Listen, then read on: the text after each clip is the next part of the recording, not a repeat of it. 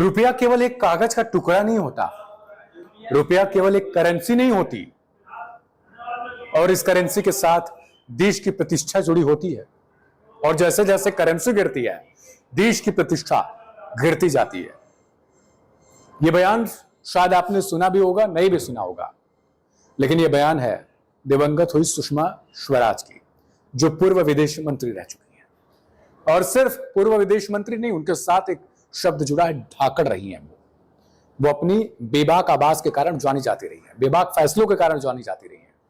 नमस्कार, full and final देखना आप शुरू कर चुके हैं और आपके साथ मैं हूं दिव्यांशु।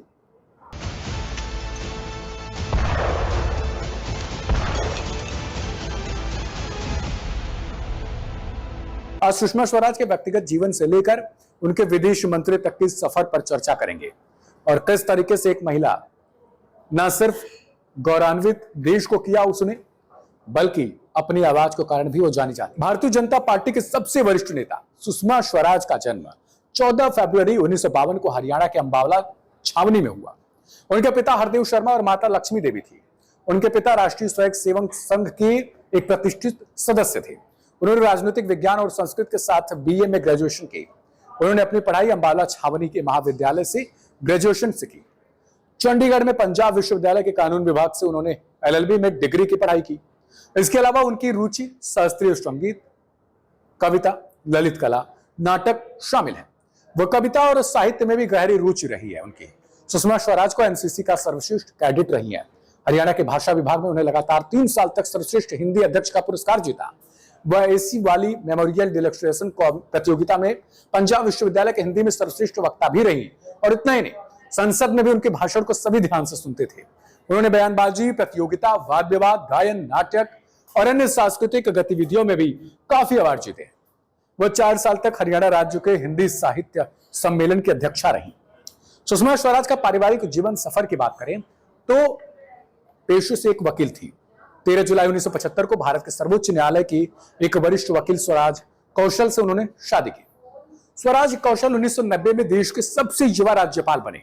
1990 से 93 के दौरान स्वराज कौशल ने राज्यपाल के रूप में मिजोरम का जिम्मा संभाला। इसके बाद 1998 से 2004 तक वे संसद सदस्य रहे। वहीं उन्होंने उनकी दोनों बेटी बंसुरी कौशल ऑक्सफोर्ड यूनिवर्सिटी में लॉ में बैरिस्टर है। सुषमा स्वराज ने कैसे शुरू किया राजनीतिक सफर, अब इस पर चर्चा करना बहुत उचित है। सुषमा स्वराज ने 1970 में एक छात्र नेता के तौर पर अपने राजनीतिक करियर की शुरुआत की थी।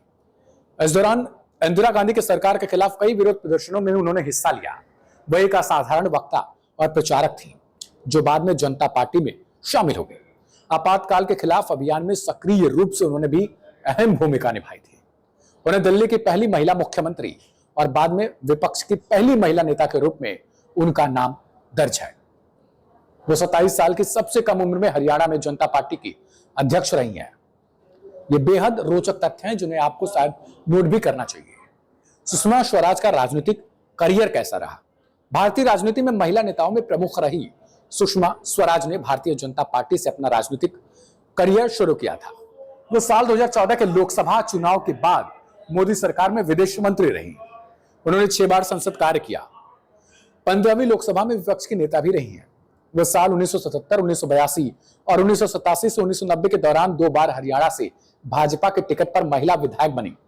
उसके बाद साल दर साल और उसके बाद साल 1998 में देश की राजनीति दिल्ली की पहले मुख्यमंत्री के तौर पर जिम्मेदारी संभाला। उनका राजनीतिक करियर काफी उतार चढ़ाव वाला रहा है। वो सत्ता पक्ष के सदस्य और विपक्ष में प्रमुख नेताओं के पद पर हमेशा तेज और तर्रार दिखी। यूपीए सरकार के दौरान वो सरकार की हमेशा तीखी आलोचना करती दिखी। साल 1977 में सुषमा स्वराज ने 25 साल की उम्र में सबसे कम उम्र की कैबिनेट मंत्री का दर्जा हासिल किया। 1996 में अटल बिहारी वाजपेयी के नेतृत्व में उन्हें सूचना और प्रसारण मंत्री बनाया गया, यानी आईटी, इंफॉर्मेशन एंड टेक्नोलॉजी। केंद्रीय कैबिनेट मंत्री के रूप में भी उन्होंने जिम्मेदारी निभाई है। अंतिम समय तक वो पार्टी के अखिल भारतीय सचिव और पार्टी के आधिकारिक प्रवक्ता की जिम्मेदारी निभाई है। ये उनके राजनीतिक की मैं बात कर रहा हूं। सुषमा स्वराज को मिले कई पुरस्कार। अब ऐसे में अगर वो इतनी ज्यादा वर्चस्व वाली रही और उनके पास इतने गुण रहे हैं, हरियाणा राज्य विधानसभा द्वारा उन्हें सर्वश्रेष्ठ स्पीकर का पुरस्कार दिया गया है। साल 2008 और 2010 में 2 बार सर्वश्रेष्ठ सांसद का पुरस्कार मिल चुका है। वो पहली एकमात्र महिला सांसद हैं जिन्हें उत्कृष्ट सांसद का पुरस्कार भी मिल चुका है। ढेरों चीजें लेके बैठी हैं वो। सुषमा स्वराज को वॉशिंगटन पोस्ट ने सुपर मॉम ऑफ इंडिया दिया। इसका कारण यह है कि उन्होंने विदेश मंत्री के रूप में अपने 5 साल के कार्यकाल के दौरान 186 देशों में फंसे 90,000 से अधिक भारतीयों की मदद की थी। यूक्रेन और रूस के बीच जब युद्ध शुरू हुआ तो भारतीय लोगों को सुषमा स्वराज की याद आ गई थी। सुषमा स्वराज ने विदेशों में संकट में फंसे भारतीयों की हमेशा मदद की थी। वह काफी सक्रिय रहती थी। ट्विटर पर लोग उन्हें टैग कर अपनी समस्याएं बताते थे, जिनका समाधान भी वो जल्द कर देती थी। सुषमा स्वराज ने 2015 में सऊदी अरब से युद्ध रोकने के लिए कहा था। उस समय सऊदी संगठन सेना और यहूदियों विद्रोहियों के बीच जंग चल रही थी। कई भारतीय इस दौरान यमन में फंस गए थे। उन्होंने सुषमा स्वराज से मदद की गुहार लगाई। इस पद पर सुषमा स्वराज ने सऊदी अरब से जंग रोकने को कह दिया, जिसके बाद जंग रुकी और हालत सामान्य होने पर 5,000 से अधिक भारतीयों को वापस स्वदेश लाया गया। इसी ऑपरेशन राहत का नाम दिया गया। सुषमा ने मनमोहन से पूछा था, बता काफिला क्यों लूटा। साल था 2011 का और लोकसभा का सत्र चल रहा था। लोकसभा में बिजनेस रूल पर बहस भी चल रही थी। विपक्ष लगातार मनमोहन सिंह पर हमला बोल रहा था। ऐसे बीच सिंह उठे और अल्लामा इकबाल का एक शेर पढ़ा, माना कि तेरे दीद के काबिल नहीं हूं मैं, तो मेरा शौक देख, मेरा इंतजार देख। मनमोहन सिंह बैठते ही सुषमा स्वराज ने कहा कि मैं भी शेर का जवाब शेर से ही देना चाहती हूं। उन्होंने पढ़ा, इधर इधर की तो बात ना कर, यह बता कि काफिला क्यों लूटा। दोनों का यह वार पलटवार आज भी यूट्यूब और अन्य जगहों पर खूब देखा जाता है।